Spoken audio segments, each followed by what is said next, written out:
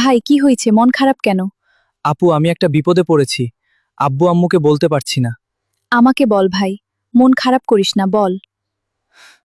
আপু, আব্বু আমাকে সেমেস্টার ফি দিয়েছিল, আমি হারিয়ে ফেলেছি। কিভাবে হারালো? আপু, মনে হয় পকেট থেকে পড়ে গেছে। আচ্ছা, চিন্তা করিস না, আমি দেখছি কি করা যায়। এত বড় ইলিশ কি দরকার ছিল বাবা? মা, ইলিশ পোলাও রান্না করুন, আপনার মেয়ে খুব পছন্দ করে। স্যার, আজকেও অফিসে এলেন না?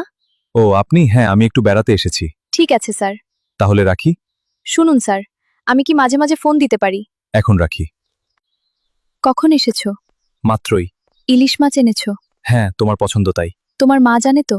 আমার মাই বলেছে এগুলো করতে। তুমি জানো মায়ের মন কত বড়। আর তোমার মন? শোনো, কিছু টাকা দিতে পারবে আমাকে? অবশ্যই দিব। কত লাগবে বলো। তুমি এত ভালো হলে কবে? জান, আমি সত্যিই ভালো হয়ে গেছি। তুমি আজকে বিকালে বাড়ি চলো। দেখা যাবে। মাশাআল্লাহ, রান্না খুব সুস্বাদু হয়েছে। মজা করে খাও আমার জান।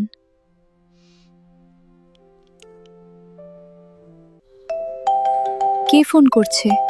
জানি না। কে ফোন করছে? তুমি আরো খাবার দাও তো পাখি। তাহলে রেডি হয়ে থাকো, অফিস শেষে তোমাকে নিয়ে যাব। তাহলে পটিয়েই ফেললে? এমন সুন্দর ছেলে, কমেন্টে কত মেয়ের ভালো লাগার কথা লেখা থাকে, আর তুমি পড়বে না? একদিকে স্বামীকে ঘিরে নতুন সন্দেহ, অন্যদিকে ছোট ভাইয়ের নতুন বিপদ। এই সংসারে কি আবার নতুন ঝড় আসতে যাচ্ছে?